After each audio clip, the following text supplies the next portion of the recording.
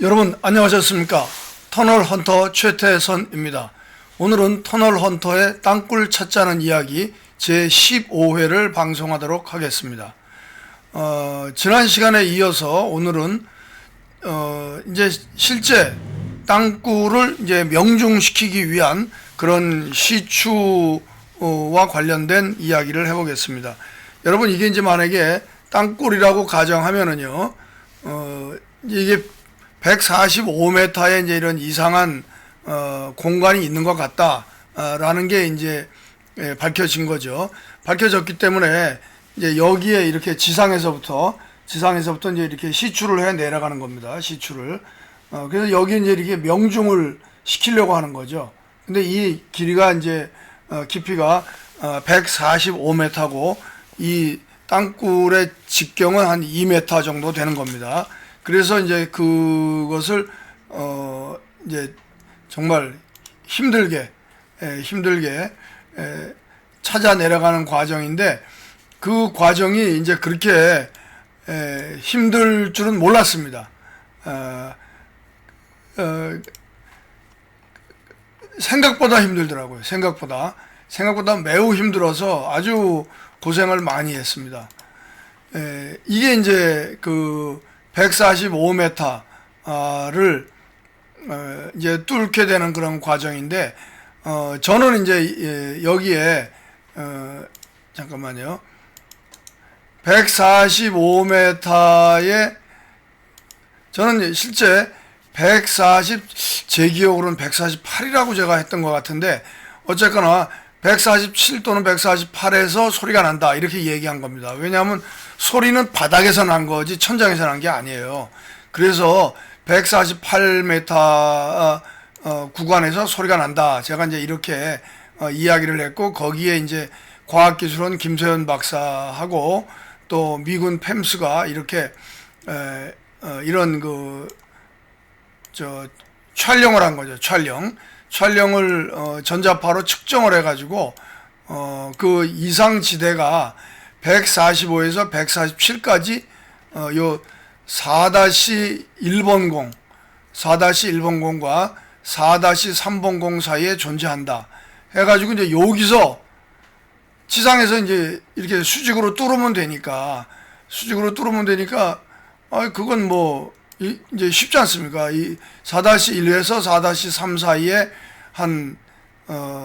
요게 한 15m 내지 20m 간격이니까 거기를 이제 이렇게 뚫으면 된다.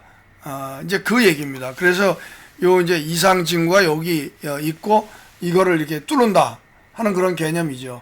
그러니까 이론적으로는 굉장히 이렇게 간단할 것처럼 보였습니다. 그런데 이게 시추를 해도 소식이 없는 거예요. 제 1번공 시추를 했는데 이제 이런 식으로 이제 시추를 한 거죠. 시추를 했는데 145m를 지나서 148m, 150m까지 갔는데도 깜깜무소식입니다. 그냥 전과동으로 시추가 계속 내려가는 거죠. 그러니까 이제 시추 운영 부사관이 이제 과장 우리 이두현 대령님한테, 과장님이 시추 더 할까요? 이제 조금만 더 해봐라. 그러다가 뭐 이제 좀 더 했는데도 시추가 전과동으로 계속되니까 이제 시추를 중단한 거죠.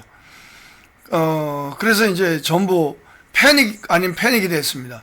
이건 뭐 아주 그냥 제 1번 공에서 이게 딱 명중할 줄 알고 그냥 열심히 뚫었는데, 이제 이제 훨씬 깊이 이렇게 지나가도 이제 명중되는 그 징후가 전혀 나타나지 않은 겁니다. 그래서 이제 제가 과장님한테 이제 건의를 했어요. 이거 미군 편차 측정 장비를 불러야 되겠습니다.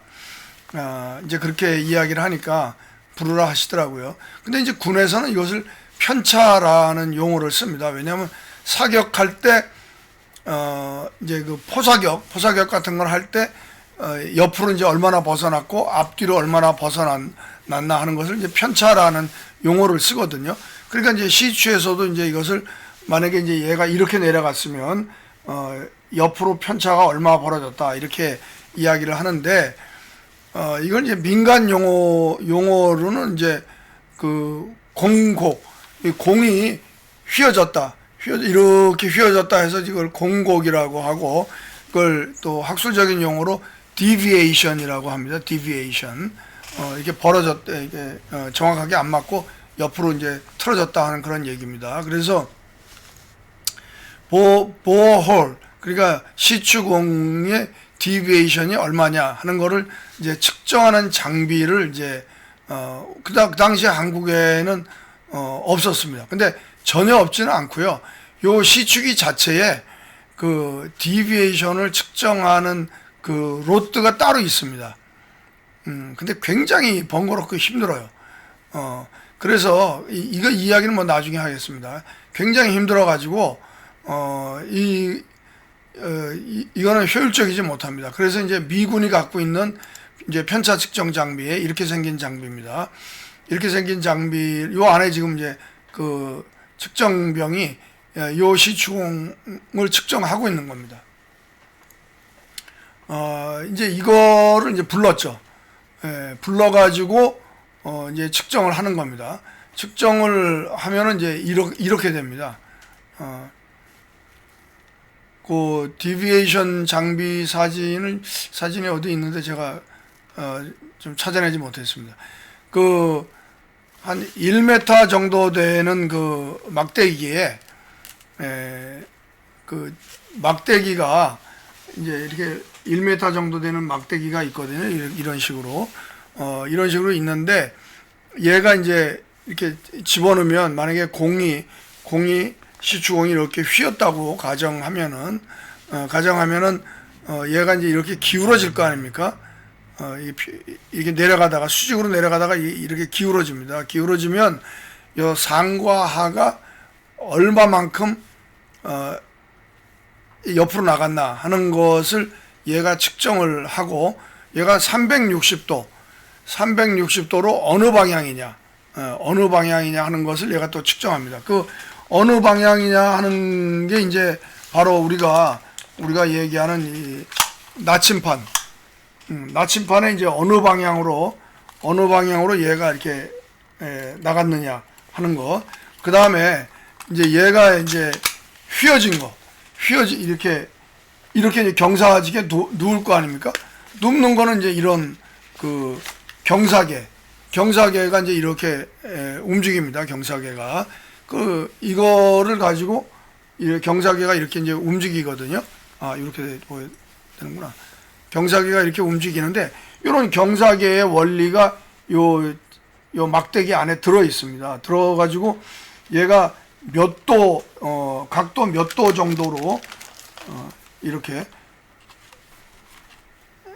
수직에서 얘가 몇 도 정도 이렇게 벌어졌느냐, 그 다음에 얘가 어느 방향으로 벌어졌느냐, 이런 것을 이제 측정하는 장비입니다. 이거를 이제 OWL, 아울 장비라고 부릅니다. 아울. 그래서 제가 아울 장비의 아울의 에이크로님이라고 하죠. 그 약자는 확인을 못했습니다. 확인을 못했는데, 이 아울은 이제 부엉이란 뜻인데, 이제 그런 같은 소리입니다. 아울 장비라고 이제 부르더라고요. 그래서 저도 뭐 지금까지 아울 이러고 있는데, 어쨌거나 이거를 측정하게 되면 이렇게 됩니다. 요 오른쪽에, 지금 오른쪽에 나오는 거 있지 않습니까? 요게 depth, 깊이, 그 다음에 inclination, 기울기, 그 다음에 direction, 방위각, 이렇게 세 개로 나오는데, 0292, 이거는 인치가 되겠죠. 여기서는 이제 하나의 이제 샘플인데요. 그래서 저 바닥에서부터 해가지고 쭉 측정을 해가지고, 얼마 기울기로 어느 방향으로 나갔다. 이제 이거를 하는데, 요 종이가 지금 뭐 하고 갔냐면, 우리 지금 편의점에 가면 영수증 주지 않습니까? 감멸지죠, 감멸지. 열로 이렇게 해가지고 숫자를 나타내지 않습니까? 글씨를 쓰지 않습니까? 그 가멸지를 이렇게 딸딸딸딸 말아가지고 고무밴드로 딱 해서 저한테 주더라고요. 메이저 최 그러면서 this is the result. 이 결과야. 그러면서 저한테 이걸 주는 겁니다. 이제 이 뭐 병사나 여기 이제 운영부사관이나 민간인이. 그러면 이제 저는 이거를 받아가지고 이제 저는 맨 처음에 이게 어떻게 생겼는지 몰랐어요. 받아가지고 펴보니까 이렇게 돼 있더라고요. 그러니까 시추를 150m까지 했으면은 대략 1m 단위로 이 데이터가 150개가 있는 겁니다. 150개를 저 밑에서부터 이제 그려야 되는 거예요. 아, 미치겠더라고요. 정말 미칠 지경입니다. 이거를 이제 이게 삼각함수로 그려야 되거든요. 삼각함수로. 근데 이거 당시에 그 현장에서는 삼각함수로 이걸 그릴 수 있는 사람이 저밖에 없었어요. 그래서 제가 이거를 밤에 이걸 받아가지고 제 일본 공연이 빗나갔으니까 밤에 이제 여관방입니다. 펀치볼의 여관방이거든요. 텔레비 보이시죠? 조명이 그 얇은 그 20W 형광등 하나예요. 거기서 이제 이 밤에 이걸 그리는데 여러분 모는 종이란 거 아세요? 모는 종이? 이게 모는 종이 전지입니다. 이렇게 생겼어요. 그러니까 그래프를 그리는 종이가 되는 거죠. 여기에다가 이제 밤새 이제 계산을 삼각함수 계산을 합니다. 이제 뭐 옆으로 12도다 그러면은 이제 코사인 12도, 뭐 사인 12도 이런 식으로 해가지고 이게 제가 당시에 썼던 ���렛 패커드 15C 15C 계산기입니다. 이제 액정이 먹어가지고요 이렇게 돼 있는데 이걸 가지고 이제 계산을 하는 겁니다. 계산을 해가지고 뭐 저 200도 방향으로 한 15cm 나갔다, 10cm 나갔다. 그럼 여기다가 10cm를 축척으로 찍어주는 겁니다. 그 찍어가지고 쭉 150개를 연결하는 거죠. 또 찍고 또 찍고 또 찍고 또 찍고 또 찍고 또 찍고 또 찍고 이렇게 연결을 하면 연결을 하면 이제 나오는데 이게 그 당시에 작도했던 그 작도 기구입니다. 작도 기구. 당시에 제가 작도를 위해서 구입했던 작도 기구 이거를 저희 딸도 썼었죠. 딸에게 제가 물려줘가지고 딸이 이제 여기 자기 이름 써놨네요. 딸이 쓰고 이런 그 360도 원형 각도기 그 다음에 이제 삼각자 이건 남대문에 있는 그 문구점에서 산 겁니다. 그 다음에 이제 요런 또 뭐 180도짜리 각도기도 사고 이렇게 해가지고 이제 그때 편리한 대로 어느 게 편리하냐 그럼 이제 그 편리한 거를 이제 골라가지고 이제 이걸 가지고 내내 작도를 밤새 하는 겁니다. 밤새 작도를 해서 그리면 어떻게 되냐? 그리면 이렇게 됩니다. 이거는 이제 정확한 건 아니지만 하나의 샘플입니다. 샘플. 제가 이걸 그리려고 했는데 그리는 것 자체가 뭐 의미가 없어가지고 인터넷에 있는 것에다 제가 좀 이렇게 덧붙였는데 요 이제 회색이 요 땅굴이라고 이제 가정하는 겁니다. 가정하고 지상에서는 요 원형 각도기의 중앙에 땅굴이 있다고 이제 해가지고 거기를 이제 시추를 하는데 시추를 한 거를 소식이 없어가지고 그려보면은 시추 곡선이 이렇게 깊이 내려갈수록 이렇게 해가지고 148m는 여기가 있는 겁니다. 그리고 이제 끝에 뭐 160m는 여기가 있고 그러니까 땅굴은 여기 있는데 148m에 여기가 있는 거예요. 여기가 여기 이제 중앙에서부터 시추를 해가지고 쭉 내려가면은 계속 내려가가지고 148m 이 땅굴이 있는데 실제 148m에는 시추공이 여기가 있는 겁니다. 그러니까 땅굴이 맞을 수가 없죠. 그래서 이거를 계속해서 이제 1번 공이 이렇게 됐으면 여기 맞았으니까 2번 공은 여기가 아니고 이제 이만큼 5조준 해가지고 여기서부터 시추를 하는 겁니다.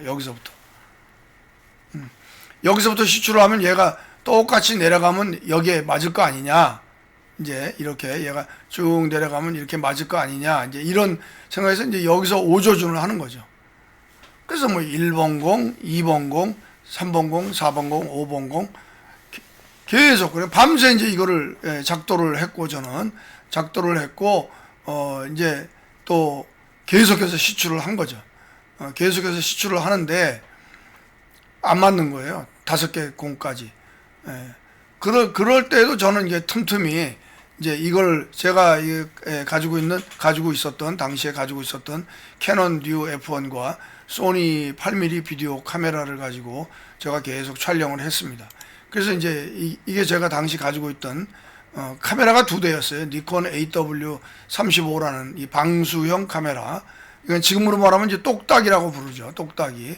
그 다음에 이제 렌즈가 이렇게 비비타 렌즈하고 캐논 50-300 L 렌즈 이렇게 가지고 있었고 또 뭐 이렇게 여차할 때 쓰려고 또 니콘 쌍안경 방수 쌍안경 제가 가지고 있었습니다. 그래서 이제 이거 캐논 뉴 F1이고 지금도 뉴 F1 이거죠. 여러분 캐논 기계식 카메라의 최고봉 뉴 F1 카메라입니다. 이걸 가지고 이제 찍었던 거죠. 뭐 굉장히 이제 무겁습니다. 그리고 이제 필름은 그 야간에도 써야 되기 때문에 야간에 이제 어둡지 않습니까? 근데 여기 야간에 프라시를 터뜨릴 수가 없어가지고 필름은 이제 여기 여러분 필름 보시게 되면 이렇게 감도가 나와 있거든요. 감도가 여기 이제 200이라고 써 있고 여기는 100이라고 써 있죠. 이게 이제 요새 말하면 ISO 그 당시에는 아사라고 그랬는데 그 아사 그 감도가 400짜리를 썼습니다. 그리고 이제 그 비디오 카메라는 뭐 제가 이거를 사서 찍었다 하니까 또 이걸 안 믿는 분도 있으시더라고요. 그래서 요거는 요 비디오 카메라의 그 똑같은 모델을 제가 판문점 견학 갔을 때 제가 목에다가 이렇게 갖고 있지 않습니까? 이게 제 카메라입니다. 이건 누가 빌려주는 것도 아니고 그래서 제가 이제 가지고 있었다는 거를 이렇게 증명을 하는 겁니다.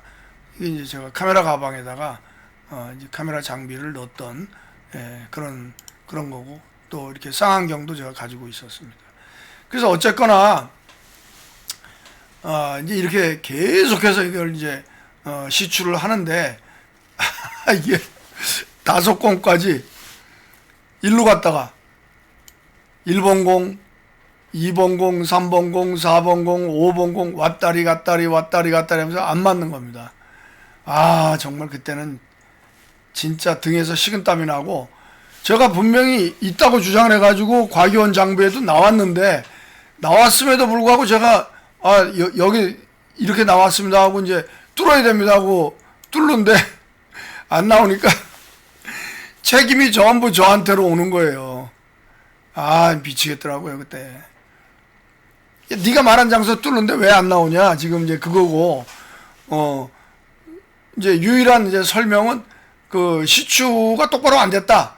빙빙 돌아가지고 이런 식으로 시추가 되니까 여기에 안 맞은 거다. 그러니까 이제 시추하는 사람 입장에서는 말은 못하지만 없는 거를 계속 뚫으라고 그러는 거 아니야? 이제 이런 그 말은 안 했어요. 말은 안 했는데 이제 그런 불만이 이제 내부에 꽉 찬 상태에서 드디어 이제 제 6번 구공에 이제 시추를 하게 됩니다. 그래서 이제 이게 이제 야간에 시추할 때는 이런 모습이 됩니다.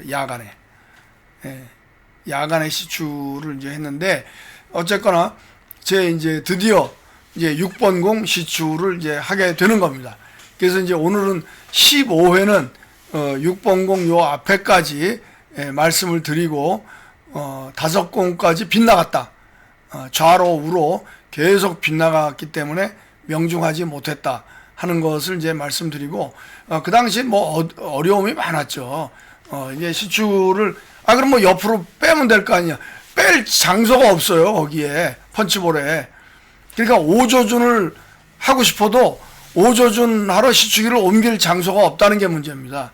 그 다음에 그 5조준을 하기 위해서 옮겨가지고 지난 시간에 이제 여러분들에게 제가 보여드렸는데 이렇게 시추를 하지 않습니까? 5조준 해가지고 오조준 해가지고 시추를 하게 되면 굉장히 위험한 일이 발생합니다. 바로 이제 이런 경우죠. 예, 오조준 해가지고 옆으로 이동해가지고 이걸 케이싱을 바뀌어서 불지 않습니까? 불면은 여기 땅이 순식간에 이 지역 땅이 물렁물렁해집니다. 마치 카스테라처럼 됩니다. 카스테라. 이 에어가 굉장히 강력한 에어가 땅 속으로 쫙 스며드니까 이 지역 일대가 카스테라처럼 돼가지고 시추기가 뷰뚱하면서 쓰러져 버립니다. 그러면 이제 대형 사고 나는 거예요. 만약 쓰러졌다 그러면 끝나는 거죠. 뭐. 예, 그래서 오조준하러 옮기기도 힘들고 오조준 해가지고 이렇게 시추공을 받기가 여간 힘든 게 아닙니다. 정말 조심조심 해가지고 아주 그냥 아주 주의 깊게 시추를 하지 않으면 시축이 넘어집니다. 예. 그래서 오조준 하면 되는 거 아니냐? 뭐 옮겨서 또 뚫으면 되지. 예, 못 뚫습니다. 그래서 이 퍼커션 드릴링, 우리 육군본부에서 보유하고 있는 이 공기압을 불어넣는 시추기는 이 가까이에서 시추를 하면은 이 옆에 공하고 또 이게 뻥 뚫리기도 하고요.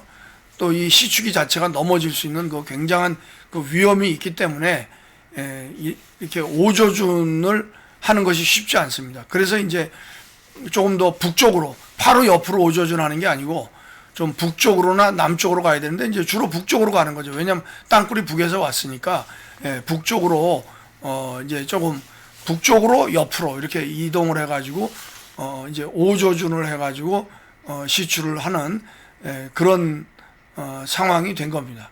그래서 이제 이제 제 6번 공 운명의 6번 공을 이렇게 이제 뚫게 됩니다. 그래서 이번 회차는 여기까지 얘기하고 다음 회차에 운명의 6번 공을 뚫는 것을 말씀드리도록 하겠습니다. 여러분, 터널 헌터의 땅굴 찾자는 이야기 15회 오늘 여기서 마치겠습니다. 감사합니다.